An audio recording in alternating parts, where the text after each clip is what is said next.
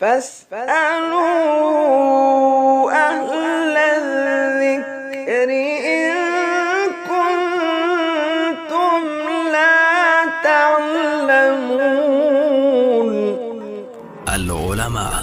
علماء و عوام میں حائل خلیج دور کرنے کی ایک منفرد کاوش۔ بسم اللہ الرحمن الرحیم۔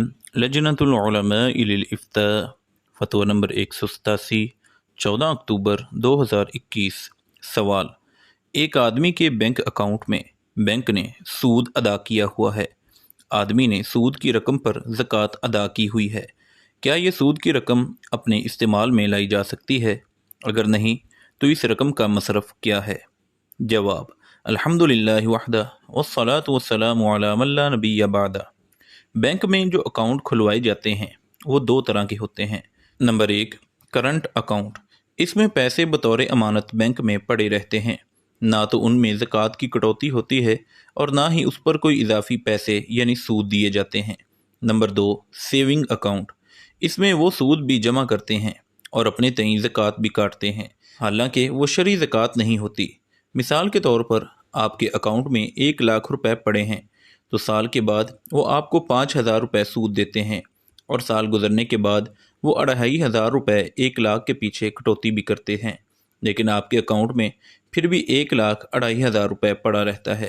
اگر شرعی طور پر زکوٰۃ کاٹی جاتی تو جیسے آپ کے اکاؤنٹ میں 1 لاکھ روپے پڑے تھے تو 2,500 روپے کاٹ کر باقی 97,500 روپے ہونے چاہیے تھے۔ اس کا صاف مطلب یہ ہے کہ انہوں نے آپ کے مال سے زکوٰۃ نہیں کاٹی بلکہ اپنے دی ہوئے سود سے کچھ حصہ واپس لے لیا ہے۔ رہا دوسرا مسئلہ، کیا سود کی رقم کو استعمال کیا جا سکتا ہے؟ تو اس کا یہ جواب ہے کہ قطعاً استعمال نہیں کیا جا سکتا۔ سود کی رقم کو استعمال کرنا ناجائز اور حرام ہے، کیونکہ قرآن مجید میں اللہ تعالیٰ نے ارشاد فرمایا وَإِن تُبْتُمْ فَلَكُمْ رُؤُوسُ أَمْوَالِكُمْ، اور اگر تم توبہ کر لو تو تمہارے لیے یعنی سود کے بغیر اصل مال ہے، لہذا سود بالکل حرام ہے۔ البتہ یہ رقم ان ظالموں کو واپس کرنے کی بجائے ثواب کی نیت کیے بغیر رفاہی کاموں میں صرف کرنی چاہیے۔ مثلاً قبرستان کی دیوار بنا دے، کوئی سڑک بنا دے، یا کوئی غریب سودی قرضے تلے دبا ہوا ہے تو اس کی جان چھڑانے کے لیے اس مال سے مدد کر دی جائے، لیکن خود کسی بھی صورت استعمال میں نہ لائے۔ بعض حضرات اس آیت سے فَمَنْ جَاءَهُ مَوْعِظَةٌ مِّن رَّبِّهِ فَانْتَهَىٰ فَلَهُ مَا سَلَفَ، جس کے پاس اللہ کی طرف سے نصیحت آ گئی اور وہ سودی لین دین سے رک گیا تو جو کچھ باقی ہے اسی کے لیے ہے۔